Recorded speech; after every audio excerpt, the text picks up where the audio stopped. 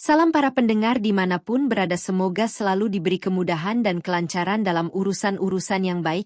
Tidak lupa tuliskan jejak dari mana kalian menonton, agar kita bisa saling kenal, dan jangan lupa klik tombol like dan subscribe-nya di channel ini.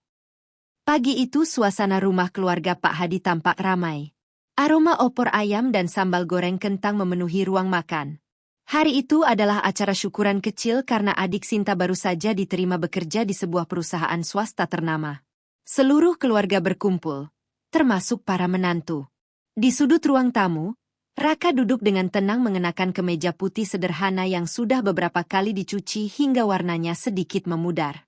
Ia sesekali tersenyum sambil membantu menata kursi untuk para tamu yang berdatangan. "Raka, tolong angkat galon itu ke dapur ya," ujar Bu Ratna tanpa sedikit pun basa-basi. "Iya, Bu," jawab Raka sambil berdiri. Tanpa mengeluh, ia mengangkat galon tersebut. Keringat mulai membasahi dahinya, tetapi wajahnya tetap ramah. Sayangnya, semua kebaikan itu seolah tidak pernah dianggap.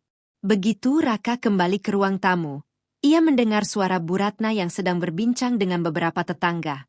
"Itu menantu saya yang pertama," katanya sambil menunjuk ke arah Raka. "Kerjanya cuma OB di kantor." Ucapan itu membuat beberapa tamu menoleh. "Oh, office B?" tanya salah seorang ibu. "Iya, ya mau bagaimana lagi? Anak saya terlalu baik sampai mau menikah dengannya." Mereka tertawa kecil. Raka mendengar semuanya. Namun ia memilih diam. Bukan karena tidak sakit hati, melainkan karena sudah terlalu sering menerima perlakuan seperti itu. Sinta yang baru keluar dari dapur melihat raut wajah suaminya. "Mas, jangan dimasukkan ke hati." Raka tersenyum tipis. "Aku nggak apa-apa."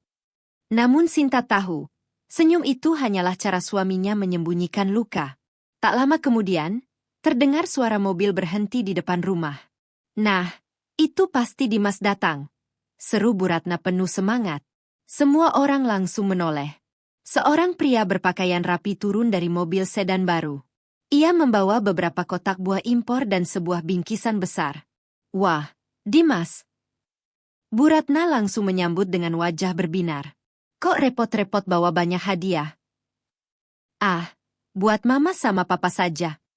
Memang menantu mama yang satu ini paling perhatian."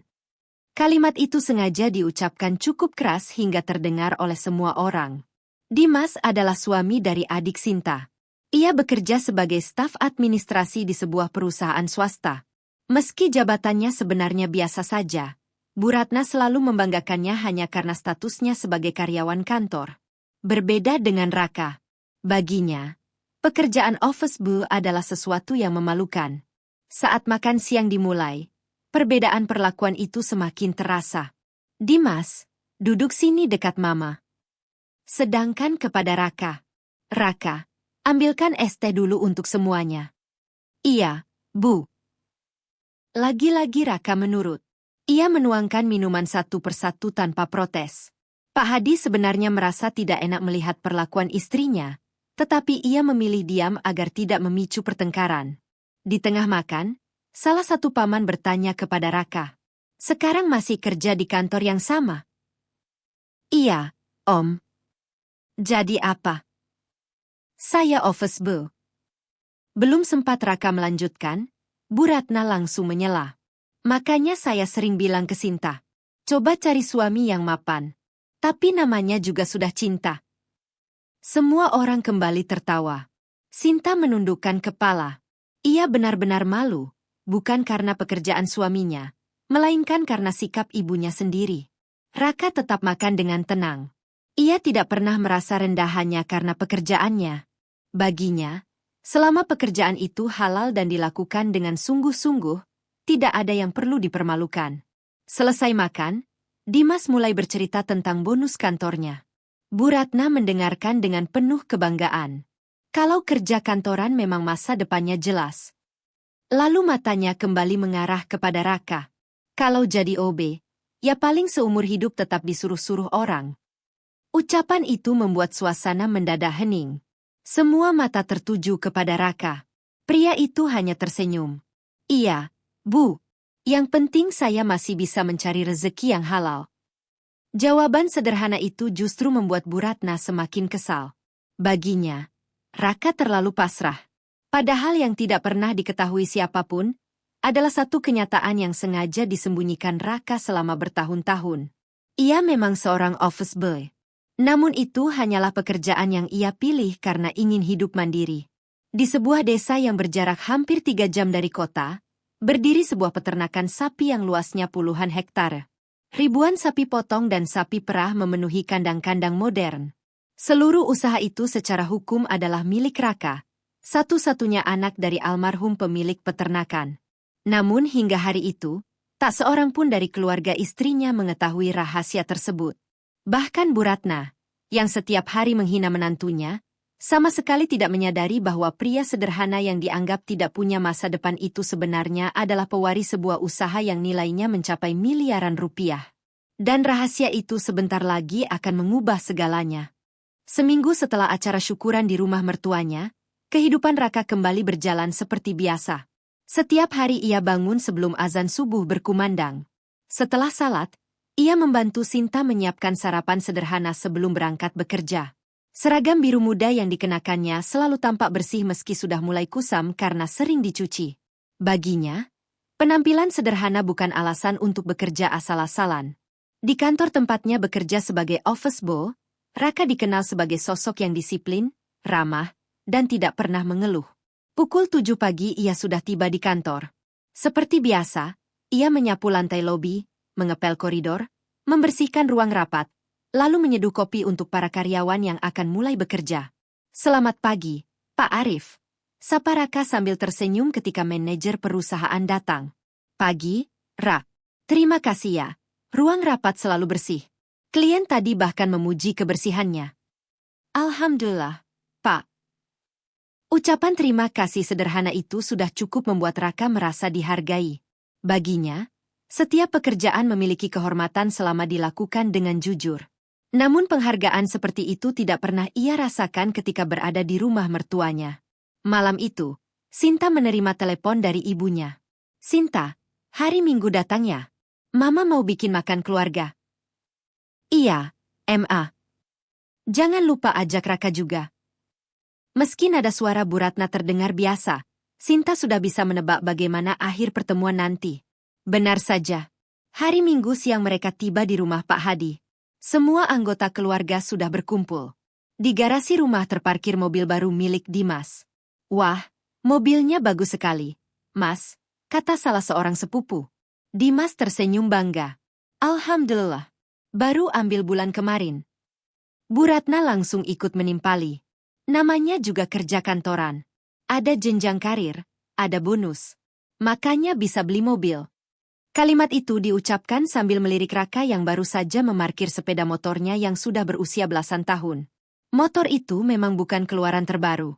Catnya mulai pudar, tetapi mesinnya masih sangat terawat. Raka sama sekali tidak merasa malu. Ia justru bersyukur kendaraan itu masih bisa mengantarnya bekerja setiap hari. Saat semua berkumpul di ruang keluarga, pembicaraan mulai mengarah pada pekerjaan. "Dimas sekarang gajinya sudah naik lagi ya?" tanya Pak Hadi. "Iya, Pak. Lumayan ada kenaikan." "Hebat." Belum sempat suasana berganti, Bu Ratna kembali membuka pembicaraan yang membuat Sinta mulai gelisah. "Kalau Raka gimana? Masih jadi OB?" Raka mengangguk pelan. "Iya, Bu. Tidak kepikiran cari pekerjaan lain.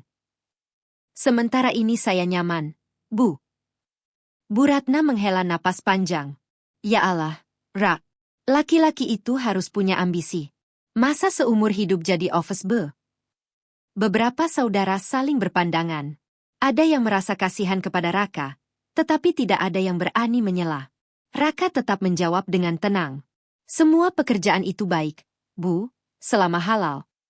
Halal memang halal, tapi masa depan juga harus dipikirkan. Dimas yang duduk di samping istrinya hanya tersenyum kecil tanpa berkata apa-apa. Entah sengaja atau tidak, senyum itu membuat suasana semakin tidak nyaman. Tak lama kemudian, Bu Ratna membawa nampan berisi kue. "Dimas, coba ini. Mama sengaja beli di toko favoritmu." Lalu ia menoleh kepada Raka. "Ra, tolong ambilkan piring di dapur ya." "Iya, Bu." Tanpa keberatan, Raka langsung berdiri. Padahal tamu lain masih banyak yang duduk santai. Sinta mengepalkan tangan di balik meja. Ia sudah berkali-kali ingin membela suaminya, tetapi Raka selalu melarang. Biarkan saja, begitu kata Raka setiap kali mereka pulang. Semakin kita membalas, semakin panjang masalahnya. Sore harinya, sebelum pulang, Bu Ratna kembali mengeluarkan kalimat yang membuat hati Sinta sesak. Sinta, belajar dari adikmu ya. Lihat Dimas. Masih muda sudah punya mobil. Karirnya jelas. Beliau kemudian memandang Raka dari ujung kepala sampai kaki. Kalau terus jadi OB, kapan bisa membahagiakan istrinya? Suasana mendadak sunyi. Sinta akhirnya tidak mampu lagi menahan diri. Mas Raka selalu membahagiakan Sinta. Bu Ratna terdiam beberapa detik. Maksud Mama bukan begitu. Tapi Mama selalu merendahkan pekerjaan Mas. Ya Mama cuma ingin kalian hidup lebih baik. Raka segera menyentuh tangan istrinya, memberi isyarat agar tidak memperpanjang perdebatan. Mari kita pulang, Sin. Di perjalanan, Sinta menangis. Maaf ya, Mas. Mama selalu seperti itu. Raka tersenyum lembut. Aku menikah dengan kamu, bukan dengan gengsi orang lain. Jawaban itu membuat air mata Sinta semakin deras. Ia sadar suaminya adalah laki-laki yang sangat sabar. Yang tidak pernah diketahui Sinta sekalipun adalah bahwa selama ini Raka sebenarnya menyimpan sebuah rahasia besar. Setiap akhir bulan, ia selalu menerima laporan keuangan dari pamannya melalui surat elektronik. Laporan itu berisi perkembangan peternakan peninggalan almarhum ayahnya. Jumlah sapi potong terus bertambah. Produksi susu meningkat hampir 2 kali lipat dibanding tahun sebelumnya. Beberapa perusahaan pengolahan susu nasional mulai menjalin kontrak kerjasama. Keuntungan usaha itu mencapai ratusan juta rupiah setiap bulan. Namun tak satu rupiah pun digunakan Raka untuk pamer kekayaan. Ia merasa belum saatnya mengambil alih usaha tersebut. Selama pamannya masih sanggup mengelola, ia memilih tetap menjalani hidup sederhana dan bekerja sebagai office boy. Baginya, jabatan bukanlah ukuran harga diri. Yang lebih penting adalah menjadi manusia yang jujur, rendah hati, dan tidak memandang orang lain dari pekerjaannya. Sayangnya, prinsip itu belum dipahami oleh Bu Ratna. Ia masih menganggap menantu pertamanya sebagai laki-laki yang gagal, tanpa menyadari bahwa takdir sedang menyiapkan kejutan yang akan membuat seluruh keluarga tercengang. Dan kejutan itu akan datang jauh lebih cepat daripada yang mereka bayangkan. Hari itu rumah Pak Hadi kembali dipenuhi sanak saudara. Balon berwarna emas menghiasi ruang tamu, sementara sebuah spanduk bertuliskan, "Selamat ulang tahun Bu Ratna," tergantung di dinding. Meja makan dipenuhi berbagai hidangan favorit keluarga, mulai dari rendang, sate, hingga aneka kue. Sinta dan Raka datang sedikit lebih awal. Di tangan Raka hanya ada sebuah kotak berbungkus kertas coklat sederhana dengan pita biru. Isinya bukan barang mewah, melainkan sepasang sandal kesehatan dan mukena berkualitas yang sudah lama diinginkan Bu Ratna berdasarkan cerita Sinta. Mas, Mama pasti senang, ucap Sinta mencoba meyakinkan suaminya. Raka hanya tersenyum tipis. Semoga saja. Baru beberapa langkah memasuki rumah, Bu Ratna langsung menyambut para tamu. Silakan masuk. Wah, akhirnya datang juga. Tatapan Bu Ratna sempat berhenti pada bingkisan di tangan Raka. Itu hadiah buat Mama? Tanyanya. Iya, Bu. Maaf kalau sederhana. Oh iya. Nada suaranya terdengar datar, seolah sudah bisa menebak isi hadiah itu tidak akan semewah milik menantu yang lain. Tak lama kemudian, suara klakson mobil terdengar dari luar. Itu pasti Dimas, seru Bu Ratna dengan wajah berbinar.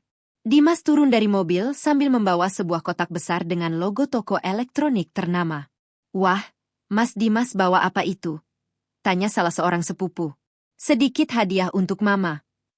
Begitu kotak dibuka, semua orang langsung berseru kagum. Sebuah televisi pintar berukuran besar. Masya Allah, mahal sekali, kata seorang bibi. Bu Ratna hampir tidak bisa menyembunyikan rasa bangganya. Aduh, Dimas, kenapa repot-repot? Tapi Mama senang sekali. Beliau langsung memeluk Dimas sambil tersenyum lebar. Sementara hadiah dari Raka masih diletakkan begitu saja di sudut meja tanpa dibuka. Sinta memperhatikan pemandangan itu dengan hati yang sesak. Namun Raka tetap memasang wajah tenang. Baginya, Hadiah bukanlah perlombaan untuk mencari pujian. Acara makan siang pun dimulai. Di tengah obrolan keluarga, Bu Ratna kembali membuka pembicaraan yang membuat suasana berubah. Dimas, sekarang kantornya sudah kasih bonus lagi ya? Iya, Ma. Alhamdulillah. Pantas saja bisa belikan Mama TV sebagus ini. Kemudian ia menoleh kepada Raka. Kalau Raka bagaimana? Gaji OB sekarang berapa sih? Suasana mendadak hening. Beberapa tamu saling berpandangan karena merasa pertanyaan itu terlalu pribadi. Raka menjawab dengan sopan. Alhamdulillah cukup untuk kebutuhan kami, Bu. Cukup itu berapa? Sinta mulai gelisah. Ma. Namun Bu Ratna terus melanjutkan. Maaf ya, Mama cuma penasaran. Soalnya zaman sekarang biaya hidup mahal. Kalau cuma mengandalkan gaji OB, rasanya kasihan Sinta. Ucapan itu membuat beberapa tamu mengangguk kecil. Ada pula yang tampak tidak nyaman. Raka menghela napas pelan. Rezeki setiap orang sudah diatur, Bu.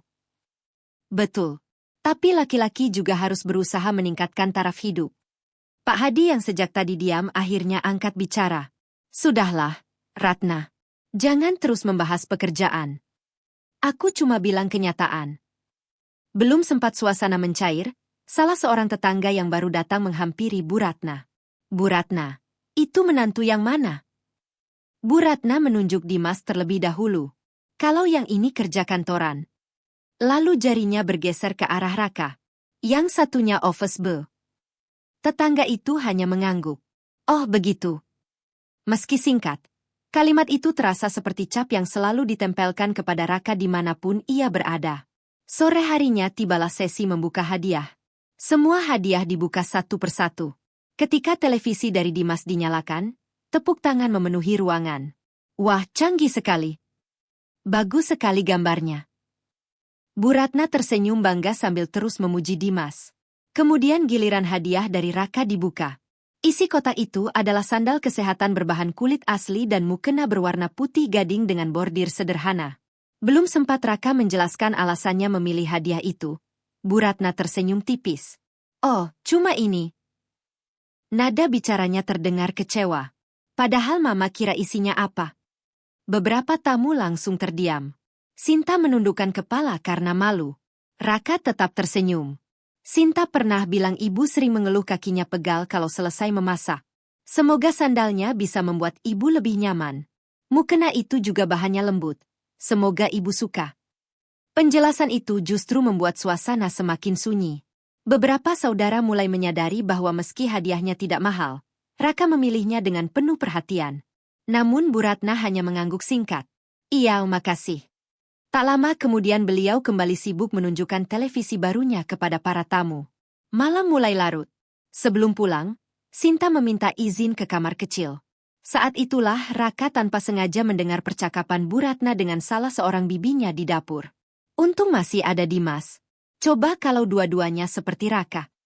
Iya juga sih. Kalau menantu cuma jadi OB, mau dibanggakan apa? Kalimat itu terdengar jelas. Raka memejamkan mata sejenak. Dadanya terasa sesak.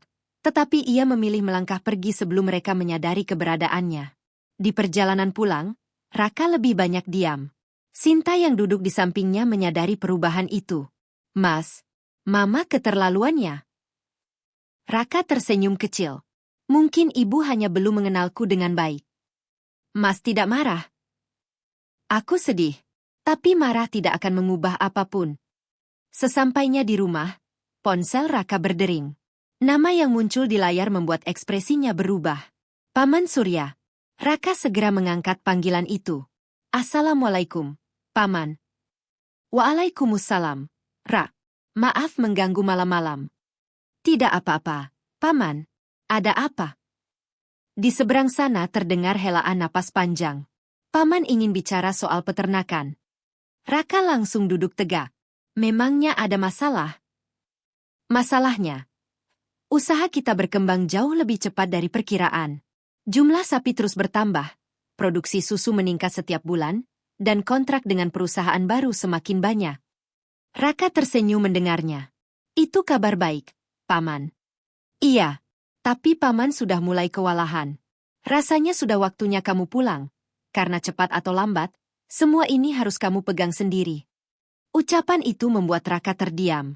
Ia belum tahu bahwa panggilan telepon malam itu akan menjadi awal perubahan terbesar dalam hidupnya. Perubahan yang kelak membuat semua penghinaan yang pernah diterimanya berubah menjadi penyesalan yang mendalam bagi mereka yang selama ini meremehkannya.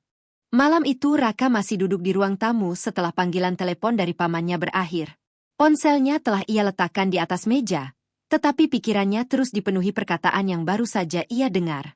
Sudah waktunya kamu pulang. Semua ini harus kamu pegang sendiri. Kalimat itu terus terngiang di kepalanya. Sinta yang baru selesai membuat teh hangat menghampiri suaminya.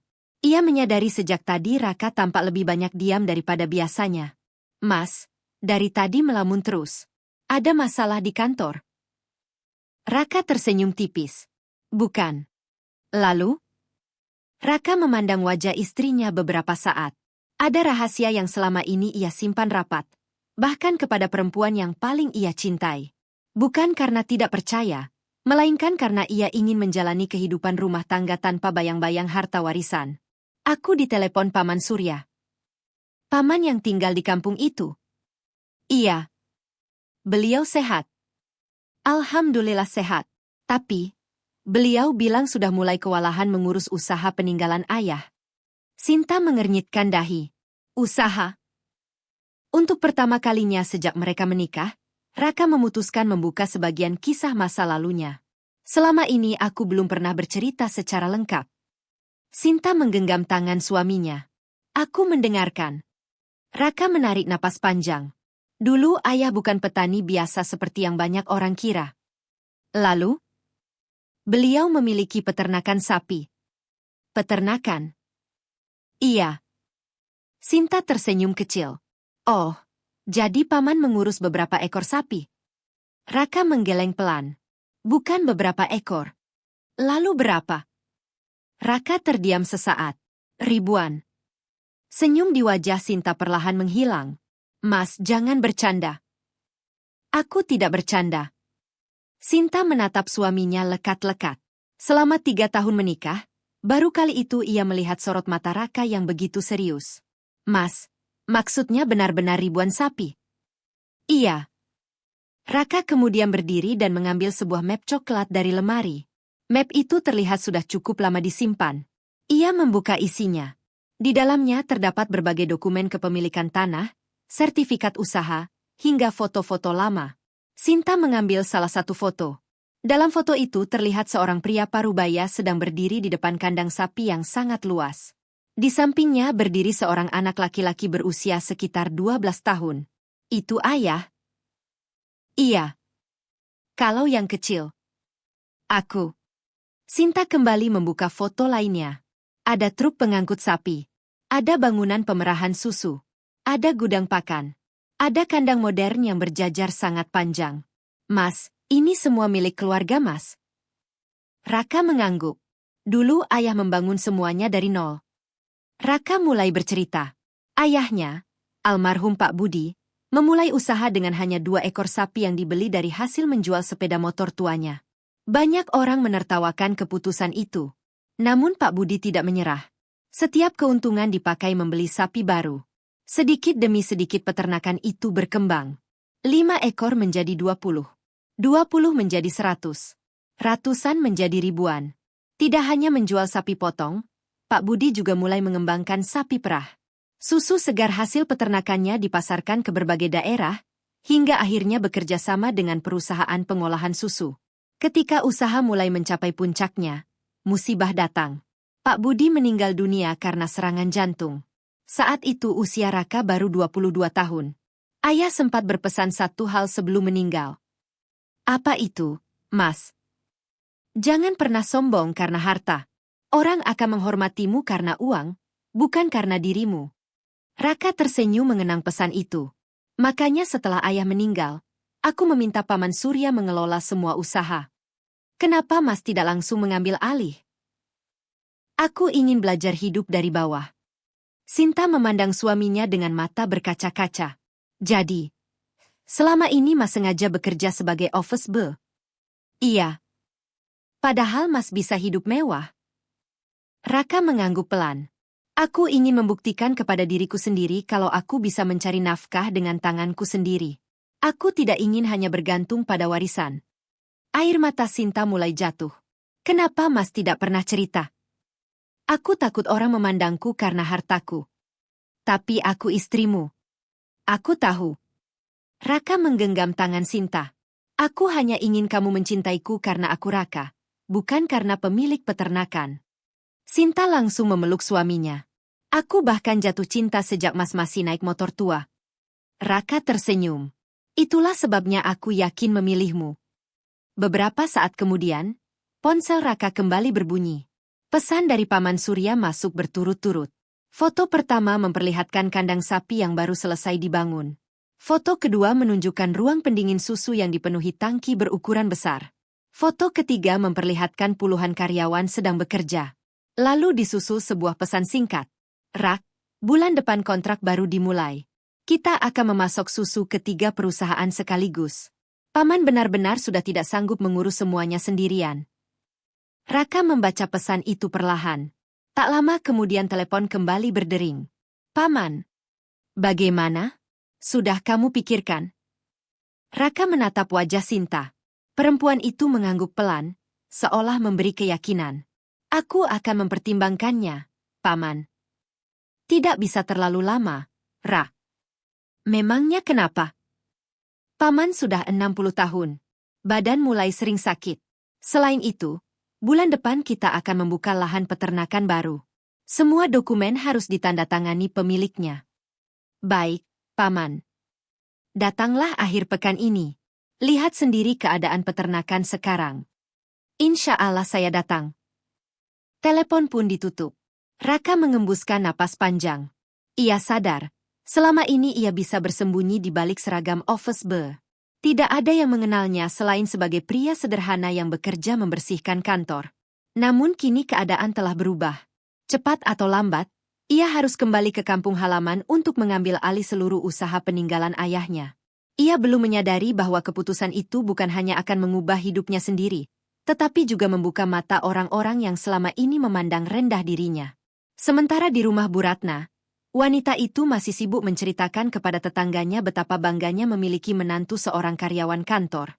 Sedikit pun tidak terlintas di benaknya bahwa menantu yang setiap hari ia hina sebenarnya adalah pemilik usaha peternakan sapi dan susu bernilai miliaran rupiah. Dan dalam waktu yang tidak lama lagi, rahasia yang tersimpan selama bertahun-tahun itu akan mulai terungkap satu persatu. Hari Sabtu pagi, Raka dan Sinta berangkat menuju kampung halaman Raka. Matahari baru saja terbit ketika motor yang mereka kendarai meninggalkan hiruk-pikuk kota. Selama hampir 3 jam perjalanan, pemandangan perlahan berubah. Gedung-gedung tinggi berganti dengan hamparan sawah hijau, perkebunan, dan perbukitan yang sejuk. Sinta duduk di belakang sambil memegang pinggang suaminya. Di sepanjang perjalanan, pikirannya masih dipenuhi cerita yang didengarnya 2 malam lalu. Sulit baginya membayangkan bahwa pria yang setiap hari berangkat bekerja sebagai office boy ternyata adalah pewaris sebuah peternakan besar. Mas, panggil Sinta pelan. Iya. Aku masih seperti mimpi. Mimpi tentang apa? Tentang semua yang Mas ceritakan. Raka tersenyum kecil. Nanti kalau sudah sampai, kamu akan melihat sendiri. Tak lama kemudian mereka memasuki sebuah jalan beton yang cukup lebar. Di sisi kiri dan kanan jalan terlihat truk-truk besar keluar masuk membawa pakan ternak. Beberapa ratus meter di depan, berdiri sebuah gerbang besi yang kokoh. Di atas gerbang itu terpampang tulisan besar. PT Budi Makmur Peternakan. Sinta spontan terdiam. Mas. Iya. Ini? Sudah sampai. Motor mereka berhenti tepat di depan gerbang. Seorang petugas keamanan yang mengenakan seragam langsung menghampiri. Selamat pagi. Ada yang bisa saya bantu? Belum sempat Raka menjawab, petugas itu memperhatikan wajahnya beberapa detik. Matanya langsung membelalak. Mas Raka. Raka tersenyum. Masih ingat saya, Pak Joko? Astaga, tentu ingat, Mas. Pak Joko segera membuka gerbang dengan wajah penuh hormat. Kabar Bapak Surya benar rupanya. Mas Raka akhirnya datang. Tak lama kemudian, kabar kedatangan Raka menyebar begitu cepat. Beberapa karyawan yang sedang bekerja menghentikan aktivitasnya. Malam, itu Mas Raka. Anaknya Pak Budi datang. Sudah lama sekali beliau tidak ke sini. Satu persatu mereka menghampiri Raka sambil menyalaminya dengan penuh hormat. Sinta hanya bisa memandang semua itu tanpa berkata-kata. Ia tidak melihat sikap dibuat-buat. Rasa hormat para karyawan kepada Raka tampak begitu tulus. Dari kejauhan, seorang pria berusia sekitar 60 tahun berjalan cepat menuju mereka. Raka. Paman. Paman Surya langsung memeluk keponakannya erat. Alhamdulillah. Akhirnya kamu datang juga. Bagaimana kabar Paman? Masih sehat, walaupun badan sudah tidak sekuat dulu. Setelah melepas pelukan, Paman Surya menoleh kepada Sinta. Ini pasti Sinta. Iya, Paman. Sinta mencium tangan pria tua itu dengan hormat. Selamat datang. Nak, maaf baru sekarang kita bertemu. Mereka kemudian diajak berkeliling peternakan menggunakan mobil operasional. Baru beberapa menit berkeliling, Sinta dibuat terpukau. Di depan matanya berdiri kandang-kandang modern yang sangat panjang. Ratusan sapi tampak berada di setiap kandang. Di bagian lain terlihat sapi-sapi perah sedang diperah menggunakan mesin otomatis. Mas, ini banyak sekali. Raka mengangguk. Ini baru bagian timur. Baru bagian timur. Paman Surya tersenyum melihat ekspresi Sinta. Total ada 4 area peternakan. Sinta menelan ludah. Mobil kembali melaju. Mereka melewati gudang pakan yang besarnya hampir menyerupai hanggar. Kemudian bangunan khusus pemeriksaan kesehatan hewan. Lalu ruang pendingin susu dengan puluhan tangki stainless steel berukuran raksasa. Setiap hari, jelas Paman Surya, peternakan ini menghasilkan puluhan ribu liter susu segar. Sebanyak itu, Paman? Tanya Sinta. Iya. Susu itu dijual kemana? Sebagian dipasarkan dengan merek sendiri. Sebagian lagi dikirim ke beberapa perusahaan besar. Sinta benar-benar kehilangan kata-kata. Ia tidak pernah membayangkan usaha keluarga suaminya sebesar ini. Perjalanan berlanjut menuju area penggemukan sapi potong. Di sana puluhan pekerja sedang sibuk memberi pakan. Melihat Raka datang, mereka serempak menghentikan pekerjaan. Selamat datang, Mas Raka. Suara itu terdengar hampir bersamaan. Raka membalas dengan senyum hangat. Terima kasih. Lanjutkan pekerjaan kalian. Paman Surya memperhatikan keponakannya. Lihat, mereka masih menganggapmu pemilik tempat ini. Raka hanya tersenyum. Mereka terlalu baik. Menjelang siang, mereka tiba di kantor utama peternakan. Bangunannya sederhana, tetapi tertata rapi. Di ruang kerja, Paman Surya membuka beberapa map tebal.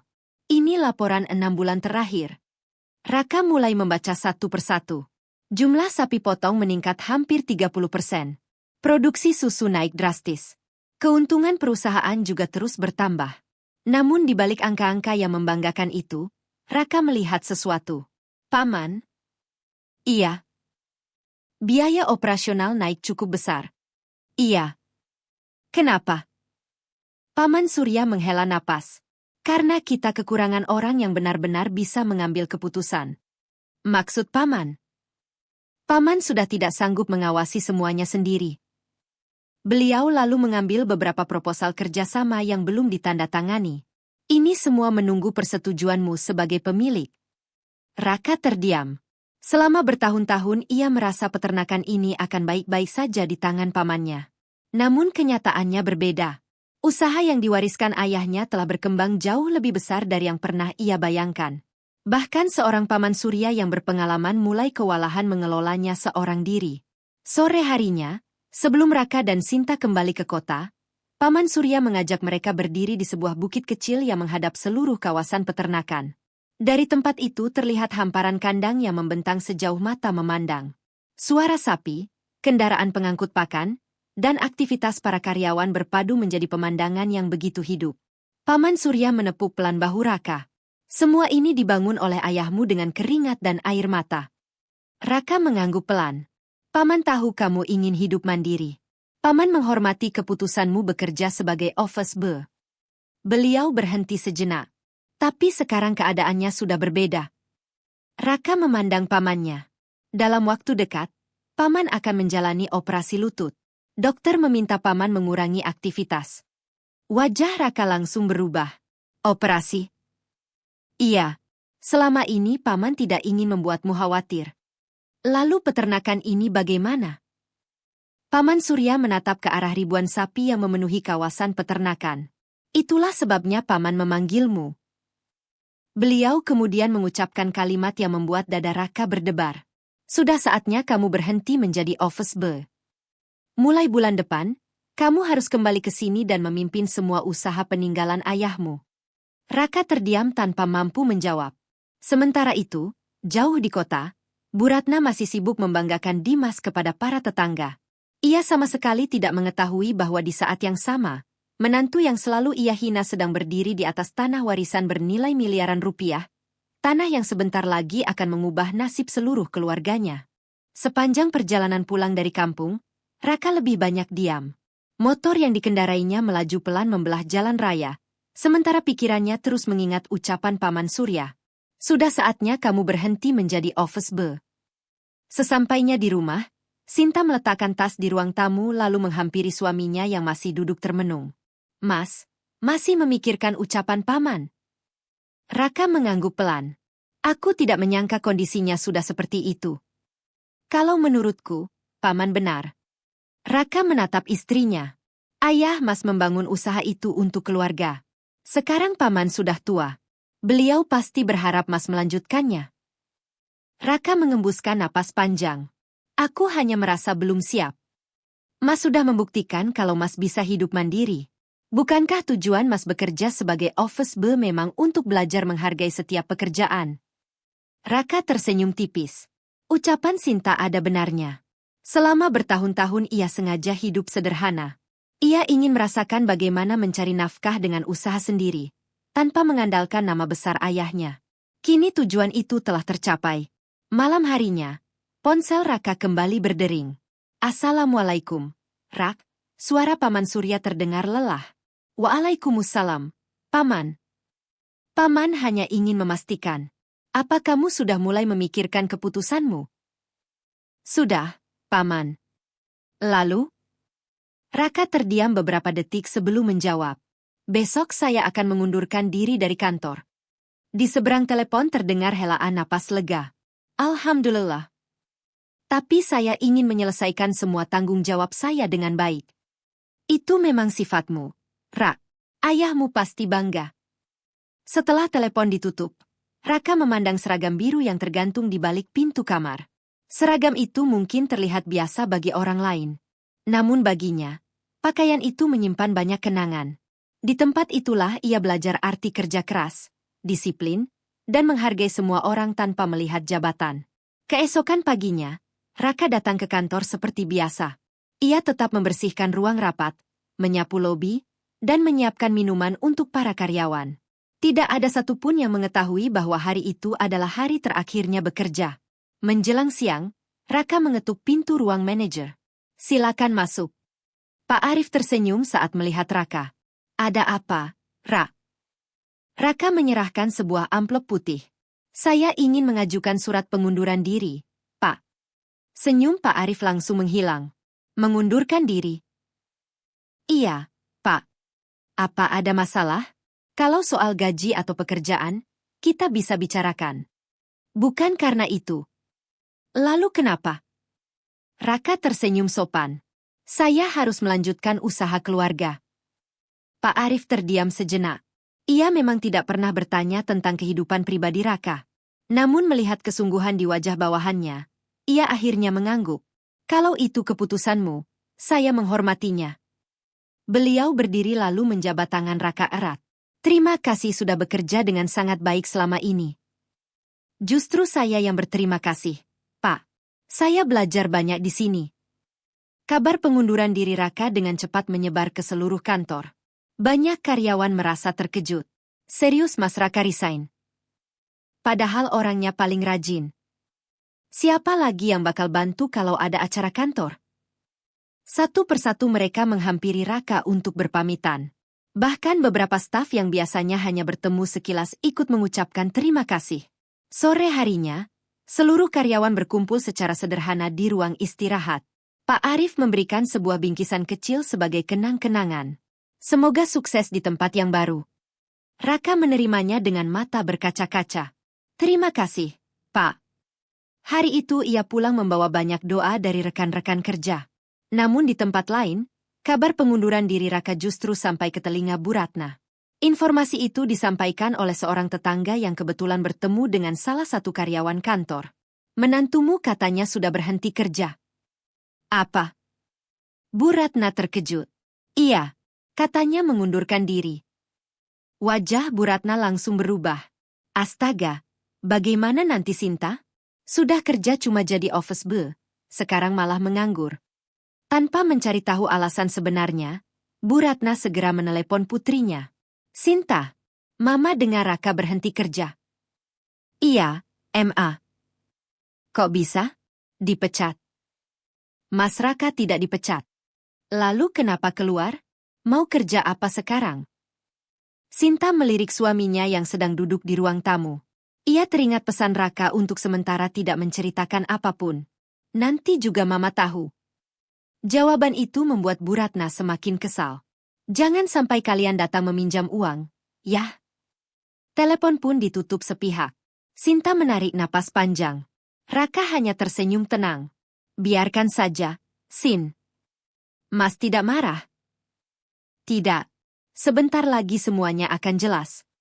Sementara itu, di kampung, Paman Surya telah menyiapkan seluruh dokumen penyerahan kepemimpinan peternakan. Ia juga mengundang para kepala divisi untuk menghadiri rapat penting pada awal bulan depan. Tidak seorang pun menyangka bahwa pemimpin baru perusahaan itu adalah sosok sederhana yang selama ini bekerja sebagai seorang office boy di kota. Dan ketika hari itu tiba, sebuah kenyataan besar akan membuat banyak orang tercengang, termasuk Bu Ratna yang selama ini paling sering merendahkan menantunya. 2 minggu setelah mengundurkan diri dari pekerjaannya, Raka akhirnya kembali ke kampung halaman.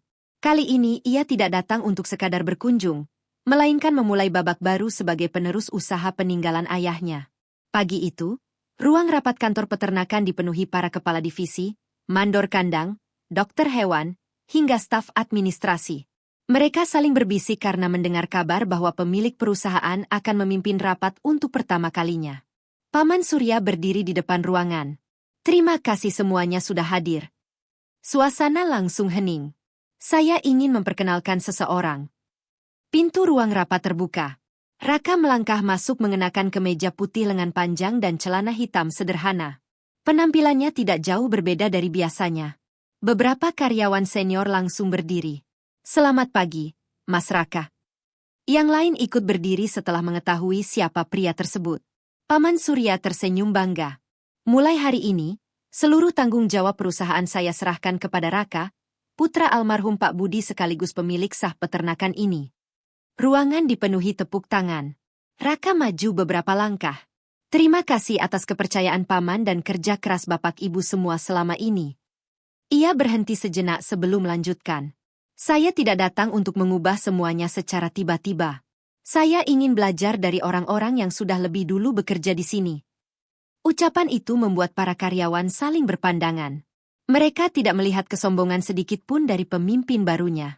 Selesai rapat, Raka memilih berkeliling ke setiap kandang. Ia menyapa para pekerja satu persatu, menanyakan kondisi sapi, kualitas pakan, hingga kebutuhan para karyawan. Kalau ada yang perlu diperbaiki, jangan sungkan menyampaikan langsung kepada saya, katanya. Sikap rendah hati itu membuat para pekerja semakin menghormatinya. Beberapa hari kemudian, Raka mulai membuat perubahan. Ia memperbaiki sistem distribusi pakan agar lebih efisien. Mesin pendingin susu yang sudah tua diganti dengan yang baru. Ia juga menambah fasilitas kesehatan bagi seluruh karyawan dan keluarganya. Kalau karyawan sehat, pekerjaan juga akan lebih baik, ujarnya kepada kepala divisi. Keputusan-keputusan itu disambut baik oleh semua orang. Sementara itu di kota, Bu Ratna masih mengira Raka menganggur. Suatu sore ia kembali mengundang Sinta makan bersama. Mana Raka?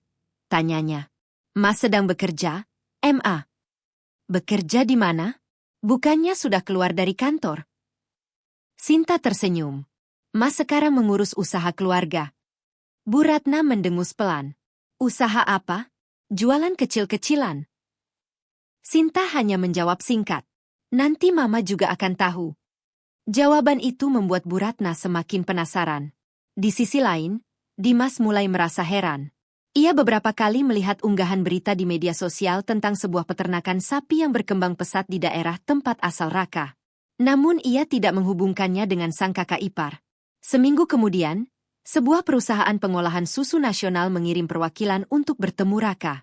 Mereka ingin memperpanjang kontrak kerjasama sekaligus meningkatkan jumlah pembelian susu. Setelah berdiskusi hampir 2 jam, kerjasama baru pun disepakati. Nilainya mencapai miliaran rupiah setiap tahun. Paman Surya yang ikut menyaksikan pertemuan itu tersenyum puas. Ayahmu pasti bangga melihatmu sekarang. Raka menggeleng pelan. Aku masih harus banyak belajar, Paman. Malam harinya, Raka duduk di teras rumah sambil memandang langit. Ia teringat semua penghinaan yang pernah diterimanya. Namun sedikit pun tidak terlintas keinginan untuk membalas. Baginya, kesuksesan bukanlah alat untuk merendahkan orang lain. Kesuksesan adalah amanah yang harus dijaga. Di kota, Bu Ratna justru kembali membandingkan Raka dengan Dimas saat berbincang dengan para tetangga. Untung menantu saya yang satu masih kerja kantoran. Yang satu lagi entah kerja apa sekarang. Tanpa disadari, salah seorang tetangga yang mendengar ucapan itu ternyata memiliki kerabat yang bekerja di peternakan milik Raka. Ia hanya tersenyum kecil sambil berkata dalam hati, kalau Bu Ratna tahu siapa sebenarnya menantunya, mungkin beliau akan sangat terkejut. Dan benar saja, tidak lama lagi sebuah peristiwa tak terduga akan membuka rahasia yang selama ini disimpan rapat oleh Raka, membuat seluruh keluarga akhirnya mengetahui siapa pria sederhana yang selama ini mereka anggap tidak memiliki masa depan. Sudah hampir 1 bulan Raka memimpin peternakan. Di bawah kepemimpinannya, aktivitas perusahaan berjalan semakin teratur. Produksi susu meningkat, distribusi daging menjadi lebih cepat, dan para karyawan merasa lebih diperhatikan. Meski kini memimpin ratusan pekerja, kebiasaan Raka tidak berubah. Ia tetap datang paling pagi untuk berkeliling kandang, menyapa para pekerja, bahkan sesekali ikut membantu memberi pakan sapi. Mas Raka, biar kami saja, kata seorang pekerja. Raka tersenyum. Kalau saya ikut bekerja, saya jadi tahu apa yang perlu diperbaiki. Jawaban itu membuat para pekerja semakin hormat kepadanya. Di kota, Bu Ratna masih belum mengetahui kehidupan baru menantunya. Baginya, Raka hanyalah pria yang berhenti menjadi office boy dan kini entah bekerja di mana. Suatu sore, Dimas pulang lebih awal dari kantor. Minggu depan kantor kami ada kunjungan ke peternakan sapi modern. Oh ya? Iya, katanya salah satu peternakan terbesar di provinsi ini. Bu Ratna langsung memuji. Bagus itu. Berarti kantor kamu dipercaya perusahaan besar. Dimas mengangguk. Iya, katanya peternakan itu memasok daging dan susu ke banyak daerah. Mereka sama sekali tidak menyangka bahwa peternakan yang dimaksud adalah milik keluarga Raka. Seminggu kemudian, rombongan dari kantor Dimas berangkat menggunakan bus. Setelah menempuh perjalanan beberapa jam, bus memasuki sebuah kawasan peternakan yang sangat luas. Semua peserta langsung terpukau. Besar sekali. Aku baru pertama kali melihat peternakan seperti ini. Bus berhenti tepat di depan gerbang utama. Di atas gerbang terpampang tulisan besar. PT Budi Makmur Peternakan. Seorang staf perusahaan menyambut rombongan. Selamat datang. Sebentar lagi Bapak Direktur akan menemui kita. Mendengar kata direktur, semua peserta langsung bersiap. Tak lama kemudian, sebuah mobil hitam memasuki halaman. Pintu mobil terbuka. Semua orang menoleh ke arah pria yang turun dari kendaraan itu. Dimas membelalakkan mata. Itu. Pria yang berjalan menuju mereka bukan orang asing. Raka. Masih dengan senyum yang sama, hanya saja kini ia mengenakan kemeja putih dan sepatu kerja. Di belakangnya berjalan beberapa manajer perusahaan sambil membawa dokumen. Selamat datang di PT Budi Makmur Peternakan, ucap Raka ramah. Dimas berdiri membeku. Ia mengucap matanya karena mengira sedang salah lihat. Mas Raka. Raka ikut terkejut. Dimas, kamu di sini? Iya. Dimas benar-benar kehilangan kata-kata. Ia melihat bagaimana seluruh staf peternakan menundukkan kepala penuh hormat kepada Raka. Selamat pagi, Pak Raka. Dokumen rapat sudah siap, Pak. Jadwal peninjauan kandang juga sudah kami atur. Ucapan-ucapan itu terdengar jelas di telinga Dimas. Kini ia mulai memahami satu hal. Raka bukan sekadar bekerja di tempat itu. Raka adalah orang yang memimpin semuanya.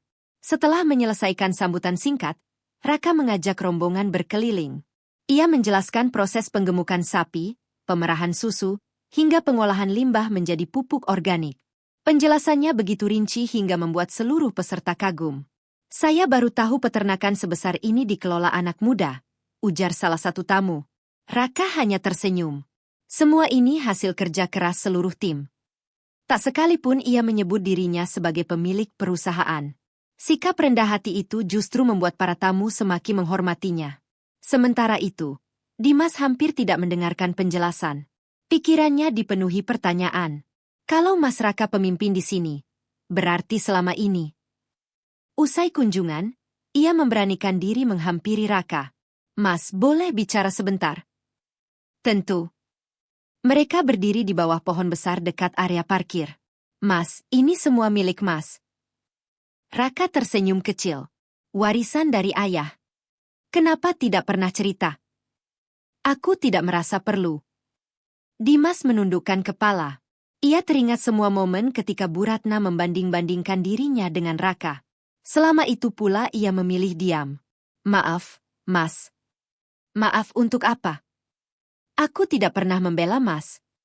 Raka menepuk pelan bahu adik iparnya. Tidak usah dipikirkan. Tapi Mama. Biarkan saja. Cepat atau lambat ibu pasti tahu. Dimas mengangguk pelan. Dalam perjalanan pulang, ia terus memikirkan apakah harus menceritakan semuanya kepada mertuanya. Ia tahu, begitu Bu Ratna mengetahui kenyataan itu, wanita tersebut pasti akan sangat terkejut. Dan benar saja, malam itu sebuah kejadian tak terduga membuat rahasia yang selama ini disimpan Raka akhirnya mulai sampai ke telinga keluarga besar. Kejadian itulah yang menjadi awal penyesalan terbesar dalam hidup Bu Ratna. Malam itu Dimas duduk termenung di ruang tamunya. Bayangan saat melihat Raka memimpin rapat di peternakan terus terlintas di kepalanya. Ia masih sulit percaya bahwa kakak iparnya yang selama ini dianggap hanya seorang mantan office boy ternyata adalah pewaris sebuah perusahaan peternakan yang begitu besar. Istrinya, Rina, menyadari suaminya tidak seperti biasanya. Mas, dari tadi diam saja. Ada masalah di kantor. Dimas menggeleng pelan. Bukan soal kantor. Lalu? Aku baru tahu sesuatu tentang Mas Raka. Rina mengernyit. Tentang apa? Dimas menceritakan semua yang dilihatnya hari itu. Mulai dari gerbang peternakan, ratusan karyawan yang menyambut Raka dengan hormat, hingga fakta bahwa seluruh perusahaan itu adalah warisan ayah Raka. Rina membelalakkan mata. Jadi, selama ini Mas Raka menyembunyikan semuanya? Iya. Kenapa? Katanya tidak merasa perlu menceritakan. Rina langsung teringat sikap ibunya yang selama ini selalu merendahkan Raka. Kalau Mama tahu. Dimas menghela napas panjang. Itu yang sedang kupikirkan. Keesokan harinya seluruh keluarga berkumpul di rumah Pak Hadi untuk makan siang seperti biasa. Bu Ratna kembali memulai pembicaraan. Dimas, kantor kamu jadi kunjungan ke peternakan itu? Iya, Ma. Gimana? Bagus. Sangat besar. Bu Ratna tersenyum. Pasti pemiliknya orang hebat.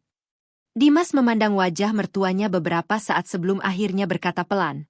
Pemiliknya Mas Raka. Seketika ruang makan menjadi sunyi. Sendok yang dipegang Bu Ratna hampir terjatuh. Apa? Peternakan yang kami kunjungi kemarin milik Mas Raka. Bu Ratna tertawa kecil. Jangan bercanda. Aku tidak bercanda, Ma. Maksudmu Raka kerja di sana? Bukan. Lalu? Beliau pemiliknya. Kini bukan hanya Bu Ratna yang terdiam. Pak Hadi dan Rina ikut saling berpandangan. Itu tidak mungkin, ucap Bu Ratna pelan. Dimas mengeluarkan ponselnya. Ia memperlihatkan beberapa foto yang sempat diambil saat kunjungan. Dalam foto itu terlihat Raka berdiri bersama para manajer perusahaan. Di belakangnya terbentang papan bertuliskan Direktur Utama. Ada pula foto ketika Raka sedang menjelaskan proses produksi susu kepada rombongan tamu. Wajah Bu Ratna perlahan berubah pucat. Ini, benar Raka? Iya, Ma. Kenapa dia tidak pernah bilang? Karena memang tidak pernah ingin pamer. Bu Ratna langsung terduduk lemas. Satu persatu ucapan yang pernah ia lontarkan kepada Raka teringat kembali. Kerjanya cuma OB. Mau dibanggakan apa? Kalau jadi OB, kapan bisa membahagiakan istri? Semua kalimat itu kini terasa seperti tamparan bagi dirinya sendiri. Pak Hadi menggeleng pelan. Aku pernah bilang jangan menilai orang dari pekerjaannya. Bu Ratna hanya menunduk. Untuk pertama kalinya ia tidak mampu membalas ucapan suaminya. Sore harinya rasa penasaran membuat Bu Ratna mengajak Pak Hadi mendatangi peternakan itu. Aku harus memastikan sendiri. Setelah menempuh perjalanan beberapa jam, mereka akhirnya tiba di depan gerbang. Begitu melihat tulisan PT Budi Makmur Peternakan, Bu Ratna mulai merasa gugup. Mereka masuk setelah mendapat izin dari petugas keamanan. Di sepanjang jalan, Bu Ratna hanya bisa memandang deretan kandang yang begitu luas. Truk pengangkut pakan keluar masuk tanpa henti. Puluhan pekerja tampak sibuk menjalankan tugas masing-masing. Pak. Iya. Ini besar sekali. Pak Hadi hanya mengangguk. Mereka kemudian berhenti di depan kantor utama. Dari balik kaca, terlihat Raka sedang memimpin rapat bersama beberapa manajer. Penampilannya tetap sederhana. Tidak ada jam tangan mahal. Tidak ada pakaian bermerek. Namun semua orang di ruangan itu mendengarkan setiap ucapannya dengan penuh hormat. Tak lama kemudian rapat selesai. Raka keluar dari ruangan dan terkejut melihat kedua mertuanya berdiri di halaman. Pak, Bu? Bu Ratna tidak mampu berkata apa-apa. Wajahnya dipenuhi rasa malu. Ia baru menyadari bahwa pria yang selama ini ia hina ternyata tidak pernah berubah. Raka tetap menyambut mereka dengan senyum yang sama seperti saat masih menjadi office boy. Senyum yang dulu tidak pernah ia hargai. Dan saat itulah Bu Ratna benar-benar memahami satu hal. Selama ini yang miskin bukanlah Raka. Melainkan cara pandangnya sendiri yang selalu menilai seseorang dari jabatan dan pekerjaan. Dengan mata yang mulai berkaca-kaca, Bu Ratna melangkah mendekati menantunya. Ia tahu. Sudah saatnya ia mengakui semua kesalahannya dan meminta maaf kepada orang yang selama ini paling sering ia lukai. Raka melangkah menghampiri Pak Hadi dan Bu Ratna yang masih berdiri di depan kantor peternakan. Senyum ramah tetap menghiasi wajahnya, seolah tidak pernah terjadi apapun di masa lalu. Assalamualaikum, Pak. Bu, kok tidak memberi kabar dulu? Saya bisa menjemput di depan. Bu Ratna semakin menundukkan kepala. Mendengar sapaan yang begitu sopan dari orang yang selama ini sering ia hina membuat dadanya terasa sesak. Waalaikumsalam, jawab Pak Hadi pelan. Raka mempersilakan mereka masuk ke ruang tamu kantor. Silakan duduk. Saya minta dibuatkan teh dulu. Baik, Pak Raka, jawab seorang karyawan sambil segera meninggalkan ruangan. Bu Ratna memperhatikan pemandangan itu. Semua karyawan memanggil Raka dengan penuh hormat. Tetapi Raka membalas mereka dengan senyum dan ucapan terima kasih. Tidak ada sedikit pun sikap angkuh. Beberapa menit kemudian, teh hangat tersaji di atas meja. Raka memandang mertuanya dengan tenang. Ada yang bisa saya bantu, Pak? Bu? Ruangan mendadak hening. Bu Ratna menggenggam kedua tangannya erat. Bibirnya bergetar, tetapi sulit mengucapkan sepatah kata pun. Akhirnya Pak Hadi memecah keheningan. Kami datang karena ingin melihat tempat ini. Raka mengangguk. Kalau begitu nanti saya antar berkeliling. Belum sempat Raka berdiri, suara Bu Ratna terdengar lirih. Raka? Iya, Bu. Bu Ratna mengangkat wajahnya. Matanya sudah dipenuhi air mata. Ibu minta maaf. Kalimat itu membuat suasana kembali sunyi. Ibu sudah terlalu sering menyakitimu. Air mata Bu Ratna akhirnya jatuh. Ibu selalu menghina pekerjaanmu. Selalu membandingkanmu dengan Dimas. Bahkan sering membuatmu malu di depan keluarga. Suara wanita itu mulai tersendat. Padahal kamu tidak pernah membalas satu kata pun. Raka hanya diam mendengarkan. Ibu benar-benar malu. Pak Hadi menghela napas panjang. Sejak dulu saya sudah mengingatkan ibu. Jangan menilai orang dari pekerjaannya. Bu Ratna mengangguk sambil mengusap air matanya. Sekarang ibu sadar. Raka tersenyum lembut. Bu, sebenarnya ibu tidak perlu meminta maaf seperti ini. Tidak, Raka. Bu Ratna menggeleng. Kalau hari ini ibu tidak meminta maaf, mungkin seumur hidup ibu tidak akan tenang. Raka bangkit dari kursinya, lalu menghampiri Bu Ratna. Dengan hormat ia menggenggam tangan mertuanya. Saya sudah memaafkan ibu sejak lama. Bu Ratna menatap Raka dengan mata berkaca-kaca. Kamu tidak marah? Tentu saya pernah sedih. Raka berhenti sejenak. Tapi ayah saya pernah berpesan, jangan membalas keburukan dengan kebencian. Bu Ratna menangis semakin keras. Ia benar-benar merasa kecil di hadapan menantunya. Orang yang selama ini ia anggap tidak punya masa depan justru memiliki hati yang sangat besar. Setelah suasana sedikit tenang, Raka mengajak mereka berkeliling peternakan. Mereka melihat kandang sapi perah yang bersih dan modern. Mereka melihat ruang pengolahan susu, gudang pakan, hingga klinik khusus untuk kesehatan ternak. Di setiap tempat yang mereka kunjungi, para karyawan selalu menyapa Raka dengan ramah. Selamat siang, Pak. Siang. Tetap semangat bekerja. Raka mengenal banyak karyawannya satu persatu. Ia bahkan hafal nama beberapa anak mereka. Melihat itu, Bu Ratna semakin kagum. Kesuksesan ternyata tidak membuat Raka berubah. Justru semakin rendah hati. Sebelum pulang, mereka berdiri di halaman kantor. Bu Ratna memandang hamparan peternakan yang begitu luas. Ibu baru mengerti sekarang. Apa, Bu? Tanya Raka. Orang kaya belum tentu sombong. Ia tersenyum pahit. Tapi orang yang sombong seringkali merasa paling tahu hanya karena melihat jabatan seseorang. Raka mengangguk pelan. Semua orang bisa salah, Bu. Tapi tidak semua orang mau memaafkan seperti kamu. Raka hanya tersenyum. Bagi dirinya, memaafkan jauh lebih menenangkan daripada menyimpan dendam. Saat mobil Pak Hadi dan Bu Ratna meninggalkan peternakan, hati Bu Ratna terasa jauh lebih ringan. Namun ia tahu, masih ada satu hal yang harus ia lakukan. Ia ingin meminta maaf di hadapan seluruh keluarga besar. Ia ingin mengakui bahwa selama ini dirinya telah salah menilai Raka. Dan ia ingin semua orang mengetahui bahwa pekerjaan seseorang tidak pernah menentukan nilai dirinya sebagai manusia. Keputusan itulah yang kemudian menjadi awal perubahan besar dalam keluarga mereka, sekaligus mengakhiri kebiasaan membanding-bandingkan yang selama ini sering melukai hati orang lain. Beberapa bulan berlalu sejak kesalahpahaman dalam keluarga akhirnya terselesaikan. Hubungan Raka dengan Bu Ratna kini jauh berbeda. Wanita yang dulu selalu memandang rendah pekerjaannya kini sering menelepon hanya untuk menanyakan kabar. Raka, jangan lupa istirahat ya. Jangan terlalu capek di peternakan, ucap Bu Ratna suatu pagi. Raka tersenyum mendengar perhatian itu.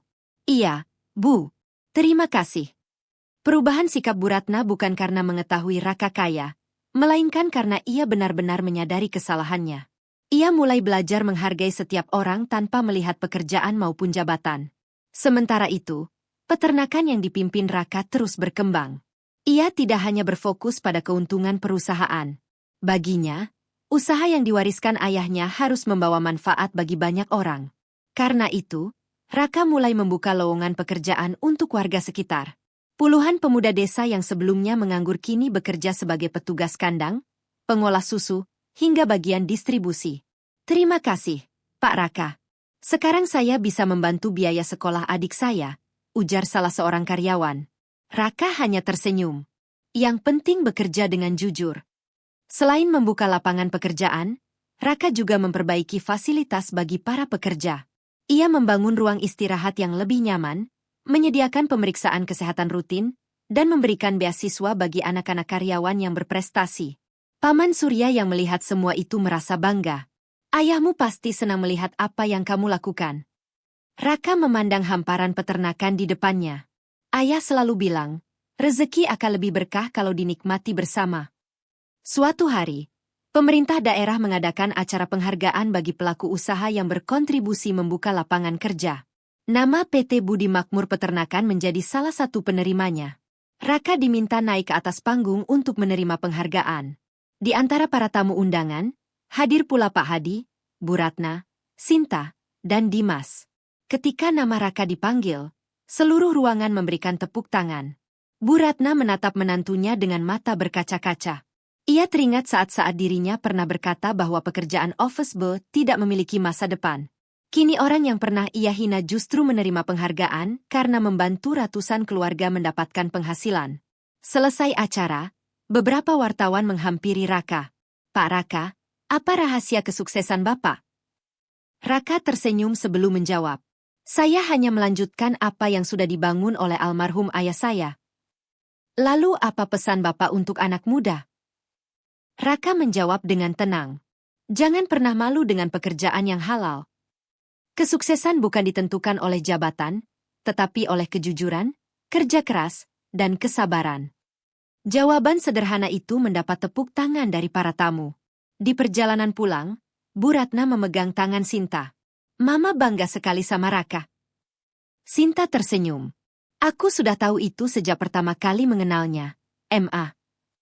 Sesampainya di rumah, Bu Ratna kembali menemui Raka. "Ibu ingin mengucapkan terima kasih." "Untuk apa, Bu?" "Karena kamu tidak pernah membalas semua perlakuan buruk ibu."